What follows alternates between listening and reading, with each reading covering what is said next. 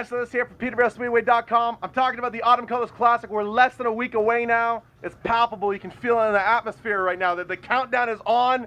Wednesday it all gets started when we go all there. We get our campers out there and our cars in the pits and all that. I'm here with JBJ, John Baker Jr.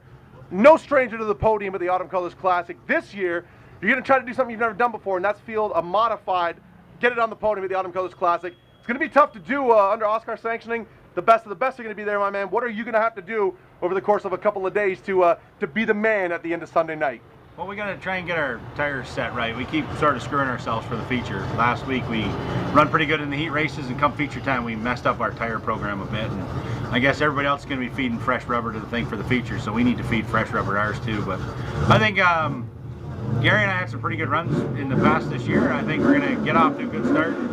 Hopefully just jump in behind him and try and learn some stuff. He got that deal figured out so bad, and if I can get in and get down behind him and we run it, and hopefully every restart off the cautions he gives me a fair shake on the restarts, and we can just play the game. That's kind of my plan. And then with the end of it, it's kind of my hometown, sort of my backyard track kind of deal, and hopefully maybe I got something for him when it's over, and if not, to finish second to him is a pretty good deal too. Never ashamed to finish second to the greatest modified driver that ever lived in Ontario. He is the best of the modern era, without any question at all. The Velocity marked your first heat win in an OSCAAR, under OSCAAR sanctioning. So, I mean, you've won features under the OMRS sanctioning, so I mean, you're no stranger to winning in these cars, but how did it feel to finally get that off the bucket list, to finally get a checkered flag in OSCAAR competition? Absolutely amazing. That was pretty cool. It was neat. We've been fighting, learning these tires. I've never had anything with that much traction, and then we went and built a car that gets tons of traction. So you put me on the hard tires, and it's about an even compromise. It's fun to drive. You put me on the soft tires, and I just got to take away traction like wildfire. But a lot of guys stepped up and offered me advice, and like Shaw and Westwood and McLean himself, and I'm pretty impressed to see how many people in the whole community. There's other people like Mark Gordon. There's a whole bunch of people I haven't named, and I apologize if I missed your name, but these guys stepped up and offered me advice, and just out of the blues, a bunch of them. And we have tried everything anybody's told us, because Lord knows they're offering advice. I'm not going to push it away and waste it. How many times did you have to sort of slap yourself on the wrist for trying to drive this thing like a thunder car? Oh, about 4 times a lap. Does it still happen, or are you into your sort of modified mentality now? No, still.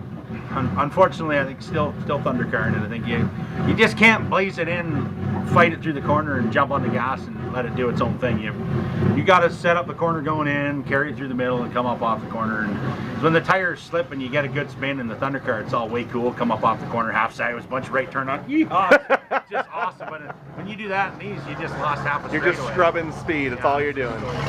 So, Autumn Colors Classic. It's an event that you've had some great times there on track. You've had some not so great times there on track. And every year it seems like you kind of hint that it might be your last one. Like maybe you'll never come back. Even when you're doing good, you say, oh, this might be the last time. Because it's a lot with the camping, and it's a big undertaking. But this year you're going back. What keeps you coming back to this event, that no matter how many times you sort of hint that maybe you're done, you always have a spot, a pit pad booked up for the Autumn Colors Classic the next year? What makes you keep coming back? My fans and my family. I got people that travel, friends from work and other friends and my crew, and my friends and my family, they support me all year whether I suck or I do good, and they're the ones usually booing at me and making the worst stuff when I do dumb stuff. And I mean, you owe it to them guys, and I owe it to everybody else. And then there's other guys out there who hear all year long about Baker doing this or Baker doing that, or Gary McLean or whoever else, or whatever field, whatever. And why not give that person the opportunity to come out and run against you as well, and see what you really got, see what it's really at. Like, I don't know. Autumn Colors to me is just a huge pain in the butt. It's so much work, it's so much effort, and I'm just whining about it. Everybody else does the same amount of work and the same amount of effort, and they're all saying the same thing. And people are watching this right now going, "Stop whining, you big baby," and that's fair. That's their opinion. But it's so long, and you wait, and you work so hard, and you wait, and you wait, and you wait, and then you run 8 laps.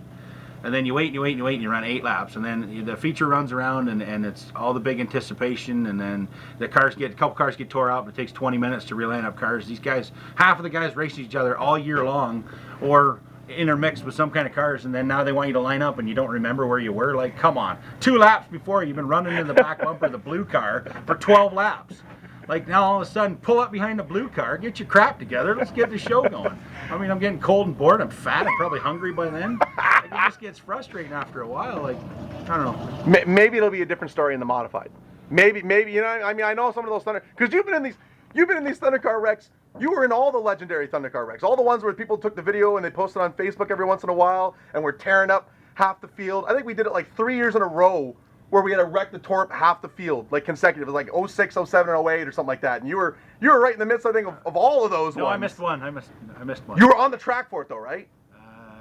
Yeah, I think so. Because I think you were out there, but I wasn't in it. Yeah, right. You were ahead of it, but still, you were there for. I mean, so those are the marathons that you're talking about. Yeah, those was running with the OSCAAR guys. I think is going to be different, and I pray it's going to be different. We've run with the same basic bunch of guys in the club series again and again and again, and I think we're going to jump out of the track, and it's just going to be, in my opinion, it's going to be no different than the week before, because the guys lately have been giving everybody good racing room and respect, and everybody's been doing everything they can and trying to get their stuff together, and I don't know, it's been pretty good.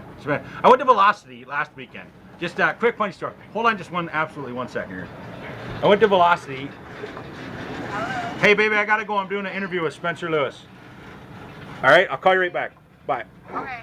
All right, okay. Sorry about that, guys. Sorry, fans. Okay, so I went to Velocity. I've never been allowed to bring a Thunder Car out there for different reasons. So we get out to Velocity, and oh my word, Spencer Lewis, you've told me, and a million other people have told me that was just going to be awesome. And I begged you to come. That was Autumn's Colors 10 years ago. It was a 2-day show. Everything went pretty good. Like, it was cold and whatever, but everything went pretty good. I had an absolute blast, and it was had a ball with the car. Like we won, which is even better. Like, that was a huge perk. But the Velocity was wicked. I got to thank everybody that had a hand to touch anything that had to do with Velocity. Thank you very much for letting us be part of that and dealing with that. That was great. And hopefully at the end of Autumn's Colors you can interview and I can make sort of the same statement about Autumn's Colors this year. Perfect. I will probably partaking in some drinking. I'm not beer ponging because I look forward to that. I don't throw ping pong balls into beer cups because beer's gross. And we're gonna go cruise around. We're gonna have a ball and support everybody we can and help out anyone we can, and just go and try and make the best of a long situation. Thank the sponsors that are going to get you there. Oh my lord, if it wasn't for, let's see, you got Ray's World of Vending, my mom and dad, Ajax Muffler Mills, the Oshawa Hearing Aid Clinic, who else we got? Proxair, pardon? Racer Tech. Yeah, I got Racer Tech Model Sports, the slot car track. We're going to go play there in a couple weeks. It wasn't for them guys, and I think it feels like I'm forgetting somebody. And yeah, following booking, I think of them. And it wasn't for all those guys, and if I forgot you, I apologize. I don't get to do many interviews this year because we kind of suck as a whole. No, when you do good, you get more interviews, you memorize all the stuff. That's how it works, yeah, you get rusty. Give me more money for next year, I'll do better, and I'll get more interviews. There you have, folks. The always enigmatic JBJ, he'll be there. Brock's going to be there. Brock's like the new crew chief, right? I came in Brock's Size and Tires, and he's stepped up huge. This kid's amazing. I honest Lord, this year I wouldn't be where I am or done what I've done this year without this kid this year. He's I got good family support, and one of my best supporters right now standing right there is Brock. It's pretty amazing to have a kid that good. And the best lesson JBJ ever taught Brock about racing was that you have to hate it as much as you love it. Yeah. I remember you told me that, and that's the most.